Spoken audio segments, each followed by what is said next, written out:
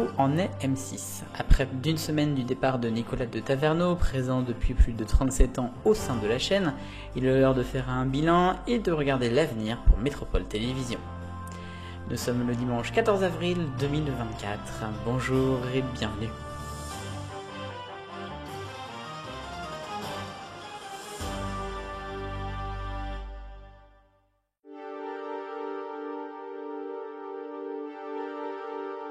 Il a décidé de partir dans exactement 9 jours. C'est un séisme pour la petite chaîne qui monte. Mais où en est M6 à l'aube d'une nouvelle ère pour Métropole Télévisions? Il est l'heure de faire un bilan. Un bilan qui a du bon surtout avec le passé, tout ce qui s'est passé justement depuis de nombreuses années.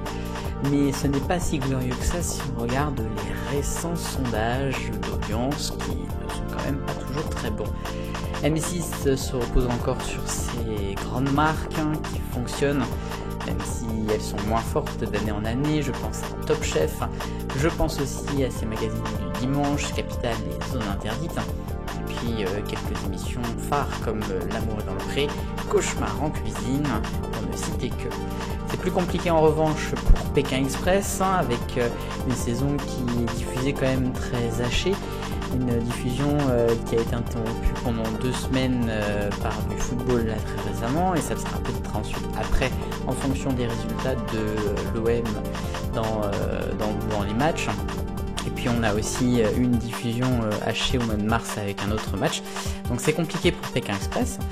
En tout cas, il va y avoir des nouveautés sur la chaîne après le départ donc de Nicolas de Taverneau, une nouvelle plateforme, mais aussi une sorte de M6 Shop, une sorte d'endroit où on pourra acheter des choses concernant M6, des nouvelles émissions avec des meilleurs restaurants, un petit peu comme la meilleure boulangerie.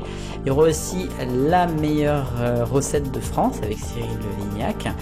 Et puis le meilleur pâtissier, Marie Portolano est donc partie enfin pour France 2. Ce sera Laetitia Milo qui sera la présentatrice de la nouvelle saison à la rentrée sur la chaîne. Encore de belles années peut-être pour le meilleur pâtissier.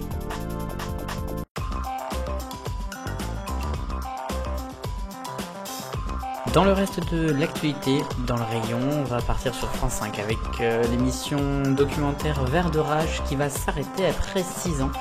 Une émission qui a été diffusée seulement 3 ou 4 fois par an, qui était préparée et présentée notamment par Martin Boudot et Mathilde Cuisin. C'est le départ du premier Martin Boudot de la société de production Première Ligne qui en fait a fait arrêter l'émission finalement. Une autre va la remplacer bientôt. Dans l'actualité, 5 ans de plus, c'est une citation, et c'est comme ça que Canal+ a décidé d'annoncer que le groupe et la chaîne pourra diffuser la cérémonie des Césars jusqu'en 2030. Ça a donc été officialisé, 5 ans de plus, et c'est très important pour Canal+, puisque c'est une des soirées qui est avec une très bonne image pour la chaîne, puisque Canal+ est quand même un petit peu la chaîne du cinéma, encore un peu. Musique maintenant, avec la Star Academy qui va avoir les droits du prime time. Et oui, le concert de la tournée qui sera à l'Accor Hotel Arena de Paris-Bercy, ce sera le samedi 8 juin prochain, sera diffusé en direct sur TF1 en prime time. Ça faisait quand même très longtemps qu'on n'avait pas eu ce genre de choses. Conséquence un petit peu de ce prime de Star Academy, il n'y aura pas la chanson de l'année qui est diffusée chaque année à peu près à cette époque depuis les arènes de Nîmes. Puis quatrième et dernière info, si vous êtes sur Pluto TV, il y a 2 chaînes qui ont été créées récemment. Des chaînes sur 2 jeux de télévision cultes. Il y a d'abord Les Amours qui ont été diffusés sur France 2 et puis Qui veut gagner des millions du côté de TF1. 2 émissions qui sont donc dans la nostalgie, dans cette ambiance un petit peu historique sur internet, alors qu'on pourra retrouver bientôt peut-être Qui veut gagner des millions. Qui sait, à la télévision.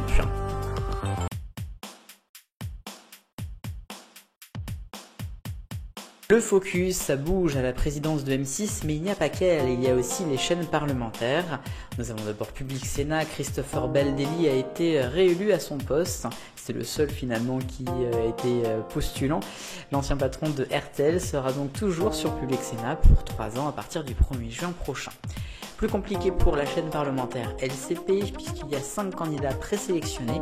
Les auditions vont avoir lieu et qui seront à suivre d'ailleurs en direct sur la chaîne à partir du 6 mai prochain. Des candidats dont on connaît les 5 noms pour remplacer Bertrand Delay qui est là depuis 2 mandats maintenant.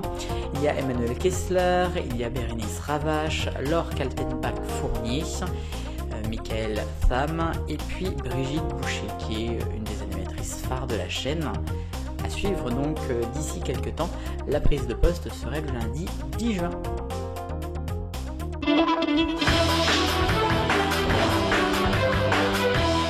Les poingues, ça faisait longtemps que l'on n'avait pas parlé des rédactions de l'information de France Télévisions après une rentrée très compliquée avec la suppression des éditions nationales de France 3. Ça avait beaucoup bougé dans les régions de la chaîne avec des formats d'édition régionale mix nationale qui n'ont pas duré très longtemps puisque désormais c'est une région pilote qui fait la partie d'information nationale et qui est toujours intégrée au journal régional. Chaque semaine, chaque jour même je crois que ça change. Bref, pour l'instant ça va à peu près, mais il y a des grèves du côté des correspondants régionaux de France 2, avec je crois 3 sur 4 journalistes qui sont en grève environ depuis 2 semaines maintenant, qui sont en grève illimitée pour d'augmentation de salaire et puis de primes également. Il y a France 3 qui donne donc ses correspondants pour faire les journaux.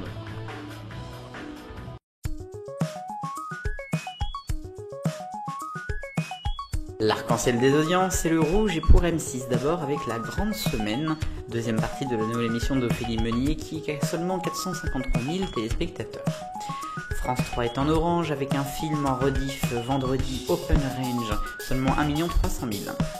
France 2 est en jaune avec le deuxième numéro du tournoi des Masters 2024 de N'oubliez pas les paroles, c'est compliqué moi je trouve pour l'émission. W9 avec la nouvelle émission The Power qui est en haut sur une semaine quasiment, 150 000 téléspectateurs, un beau record lundi. Bleu clair c'était le Paris-Roubaix masculin dimanche dernier sur France 3 avec plus de 2 millions de téléspectateurs l'après-midi. Bleu foncé pour France 2 avec Menace sur Kermadec, la rediffusion du téléfilm a fait plus de 4 millions de téléspectateurs. Et puis c'est TF1 qui est en violet avec le lancement de Mademoiselle Holmes, nouvelle série à plus de 5 millions et 26% de part de marché. L'audience du mois et c'est l'heure de faire un premier bilan pour le retour du Juste Prix sur M6, une émission qui est en moyenne depuis un mois à 710 000 téléspectateurs, 8,4% de part de marché. On a un Juste Prix donc qui est proposé en pré-access. Pourquoi pas en access, ça pourrait peut-être faire monter un petit peu les audiences. C'est compliqué, mais c'est pas une catastrophe non plus. À voir sur le très long terme maintenant pour Eric Antoine.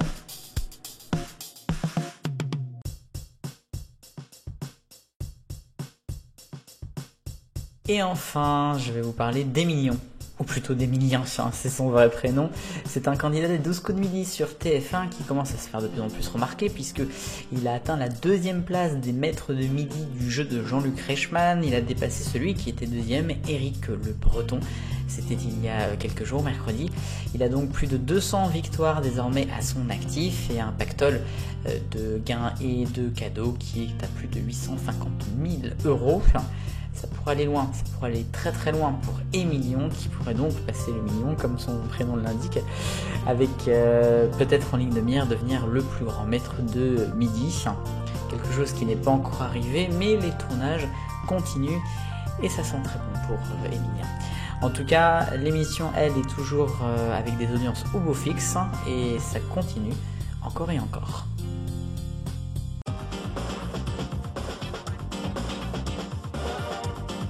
La question 168, tout le monde veut prendre sa place. Est-ce que c'est mercato ou finito?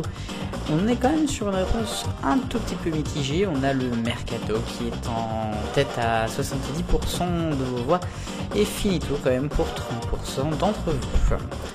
Je viens d'en parler dans Et enfin, avec l'émission de TF1. Est-ce que vous regardez les 12 coups de midi?